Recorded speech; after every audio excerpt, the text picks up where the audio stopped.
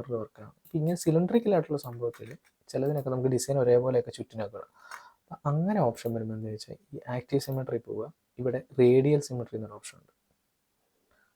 6 കണ്ടോ, ഇതാണ് radial symmetry. Click ചെയ്യുക.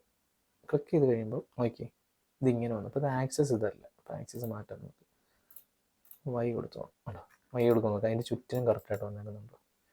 ഇനിയിപ്പോൾ ഞാനിപ്പം ഇവിടെ ഇപ്പം ഇങ്ങനെ ഒരു ഡിസൈൻ വരയ്ക്കുകയാണെങ്കിൽ ഉണ്ടോ, കറക്റ്റായിട്ട് ആ ഷേപ്പിൽ വന്നേക്കുന്നുണ്ട്. ഇത് ചില കേസിൽ ഇപ്പം നമുക്ക് ഇതിൻ്റെ എണ്ണം വേണമെങ്കിൽ കൂട്ടും. ഇപ്പോൾ ഇതിൽ 8 ഒരു 15 അല്ലെങ്കിൽ 16 കൊടുത്തു ഇത് വരയ്ക്കുകയാണെങ്കിൽ കണ്ടോ കണ്ടോ. അപ്പം ഇത് മറിച്ചൊരു ഡിസൈനാണ്. ഇപ്പം ഇതിലേതൊരു ഡിസൈൻ ഉണ്ടായിരുന്നല്ലോ,